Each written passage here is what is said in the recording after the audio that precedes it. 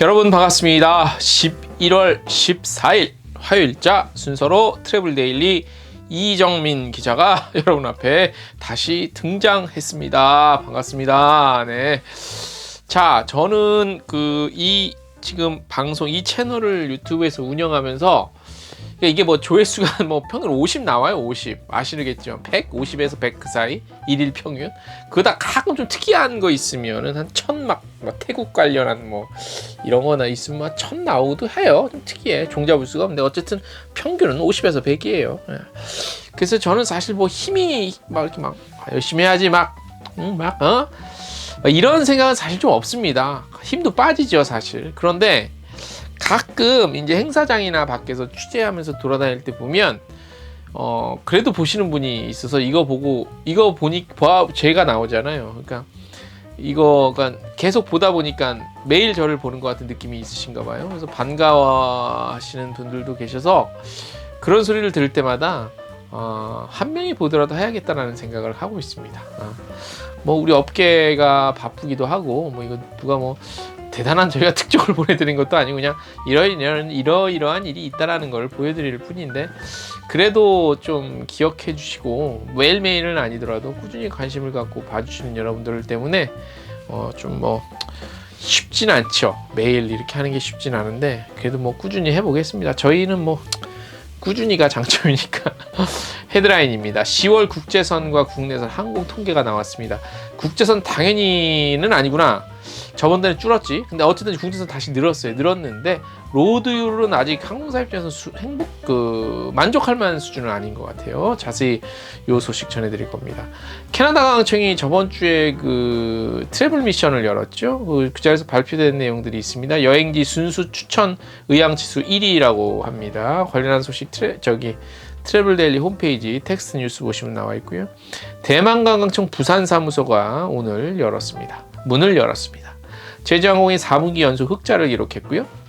오늘 저희 홈페이지 보시면 칼럼이 하나 이제 실리는데 여행을 싫어하는 사람이 있나요? 라는 제목의 칼럼이에요. 제가 쓴 건 아니고요.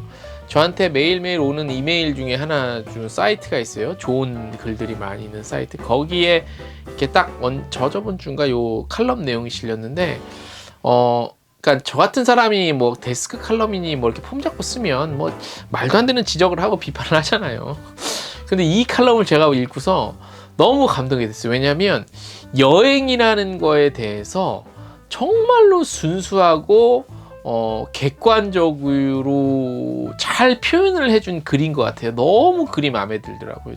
제 생각에는 정말 순수하고 깨끗한 글이었어요. 그래서 너무 아까워서 제가 인용을 해서 여러분들에게 보내드리고 싶어서 저희 홈페이지에 실어놨으니까 이거 한번 보십시오. 자, 인천국제허브 연계관광 활성화를 위해서 업무 협약을 맺었습니다. 그러니까 인천공항에 들리는 환승객을 잘 어떻게 활용을 해보자 해서 지자체 7개인가가 달라붙어갖고 이제 활성화하자라는 업무 협약을 맺었습니다. 자, 오늘 문화체육관광부 장관과 한국방문회가 만남을 가졌습니다. 잘해보자라는 거. 의도는 좋습니다만 다 K입니다. K 패션, K 컬처, K 팝 K가 없으면 관광이 안 되는 이상한 나라인 것 같습니다. 내용은 그대로 자료 들어온 걸로 전해드리는데 제목은 제가 이렇게 정해봤습니다. 하나투어 신입사원은 연탄 나눔 봉사활동을 했고요. 1인 여행객이 여름보다 겨울에 더 많다고 합니다. 모두투어 하반기 최대 규모 프로젝트 열고요. 티웨이도 국제선 특가, 지방에서 출발하는 국제선 특가 프로모션 선보입니다. 자세한 뉴스 궁금하신 분들 트래블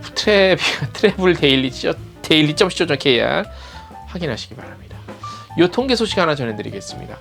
국제선, 국내선 모두 증가했습니다. 10월 항공 통계 나왔고요. 본격적인 안정세로 좀 접어든 것이 아니겠나라고 조심스럽게 예측을 한번 해봅니다. 자, 국제선을 한번 볼게요. 지금 표가 같이 나가죠. 지난 8월 코로나 팬데믹 이후 가장 많은 665만여 명 정도를 기록했지요. 그러다가 9월 저저번 달에 일시적으로 감소했어요. 그것도 굉장히 많이 떨어졌어요. 그래서 665만에서 592만으로 줄어들 때가 아니네. 그래서 깜짝 놀랐죠. 그래서 이거 뭐지 했죠. 아웃바운드 및 국제관광 둔화의 고착화가 이어지는 것이 아니냐는 우려가 있었습니다. 무슨 우려? 누가 우려? 제가 우려를 한 거죠. 아마 다른 분들도 다 우려를 했겠지. 자, 그런데 10월 다시 반등을 했어요. 9월 대비하면 60만 명 정도나 증가를 해서 659만 3,161명을 기록했습니다. 이는 코로나 팬데믹 이후 두 번째로 높은 국제선 수치입니다. 작년 같은 기간 대비만 해도 무려 400만 명 정도가 증가한 셈이고요. 자, 국제선 운항편은 39,176편, 39,176편으로 작년 같은 기간 대비하면 115% 정도 늘었어요. 그러니까 운항편은 작년 이맘때보다도 2배가량이 증가를 했어요. 근데 여객수는 4배가량 증가를 했어요. 이 얘기는 뭐냐면 로드율이 많이 좋아졌다는 얘기죠. 로드율로 추정해보면 로드율은 대폭 증가했지만 항공사 입장에서는 이거는 아직은 만족할 만한 수준은 좀 아니지 않느냐 이렇게 보여요. 자, 국제선 운항 복항, 그러니까 운항을 다시 하는 거 수준의 경우 코로나 팬데믹 직전 대비 약 80%가량 회복으로 보여요. 70% 말해서 한 80% 정도.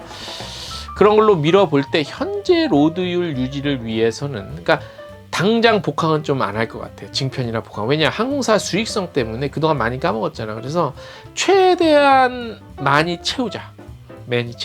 그런 기조가 있기 때문에 복항 증편은 이루어지기는 하겠으나 막 급속하게 이루어지지는 않을 것 같아요.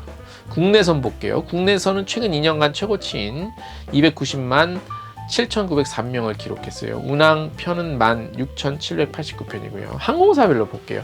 대한항공이 압도적이에요. 공급석 운항편 여객수에서 압도적이에요. 공급석이, 자 보세요.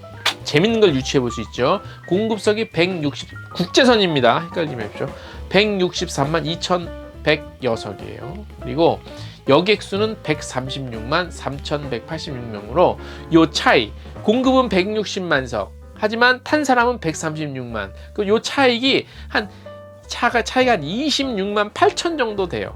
26만 8천. 그러니까 10월 한 달 동안 26만 8천 석이 빈 채로 갔다는 거야. 그래서 높은 로드율은 아니에요. 공급편이 몇만이지 해서 나누기인가 곱하기 하면 대충 한 편당 로드율이 대충 나올 거야. 빈좌석이 매칭으로. 근데 아무튼 아직 뭐 많이 회복은 했다 하지만 아직까지 만족할 만한 수준의 회복률은 아니라고. 그러니까 로드율은 아니에요. 네. LCC의 경우 제주항공이 단연 1등이고요. 그 다음에 티웨이항공, 진에어, 에어부산 순이었고요. 에어프리미아가 공급석 7만 7,400여석에서 여객은 6만 8,163명으로 로드율이 그래도 조금 낮지 않나 싶고, 외항사 볼게요. 공급석이 총계, 외항사 총계 270만 1000여석 정도인데 여객수는 208만만 111명 정도로 해서 요거는 한 60만 명 정도가 비는구나. 외항사도 갈 길이 멀어 보이네, 로드율. 그래서 항공사 입장에서는 수익을 생각하면 아직까지는 막 공격적으로 확 늘지는 않을 것 같고, 요 추이를 좀씩 보면서 복항 다시 증편 이렇게 하지 않을까 생각을 추측, 분석, 예측을 해봅니다.